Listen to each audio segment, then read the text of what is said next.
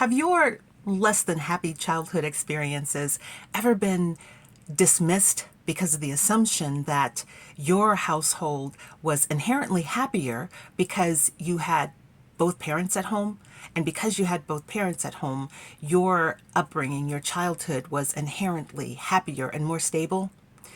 In this short video, I want to reference a few literary works that might validate the experiences of people whose experiences might have been dismissed, disregarded because of the assumption of the happy two-parent household.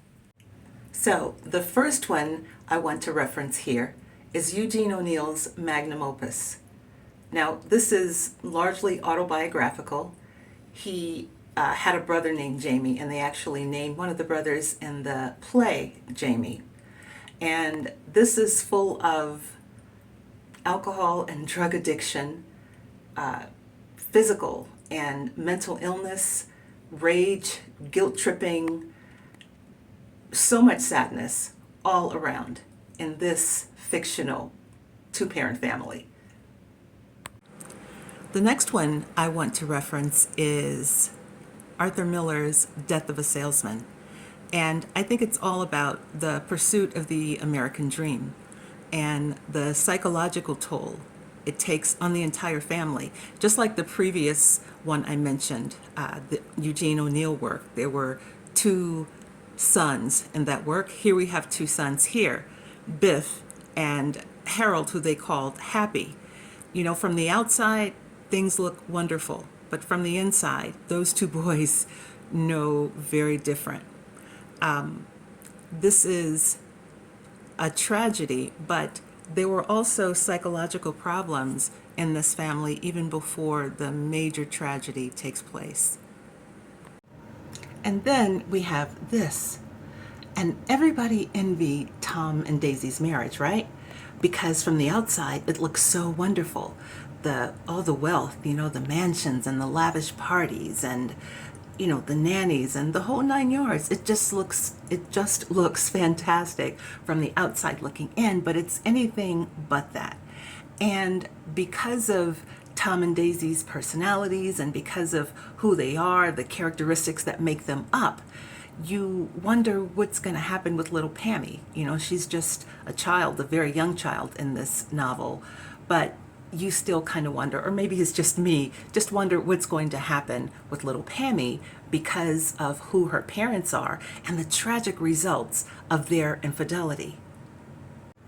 And here we have a work that is actually nonfiction, and it is full of poverty and alcoholism, instability and neglect of children.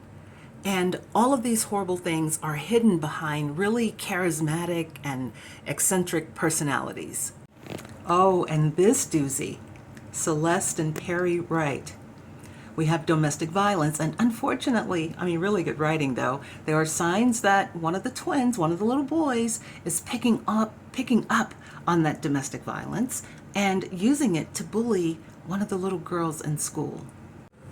And in this one, very much like Tom and Daisy from The Great Gatsby, this aristocratic family, seemingly very, very respectable from the outside looking in, but the inside reality is very, very different.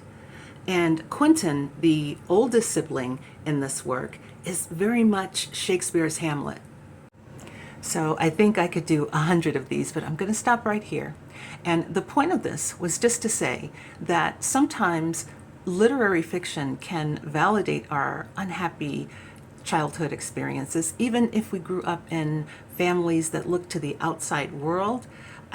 They may have perceived it as being loving and happy and stable and well-adjusted and all of these positive things, when in reality, what we were living was something very, very different. So thank you so much for watching this video. If you have had those experiences where your experiences may have been dismissed or invalidated because of what people assume about your upbringing, leave a comment. Let's talk about it. I also thank you so much for watching the video. If you liked it, please give it a thumbs up. I really appreciate it. Until next time.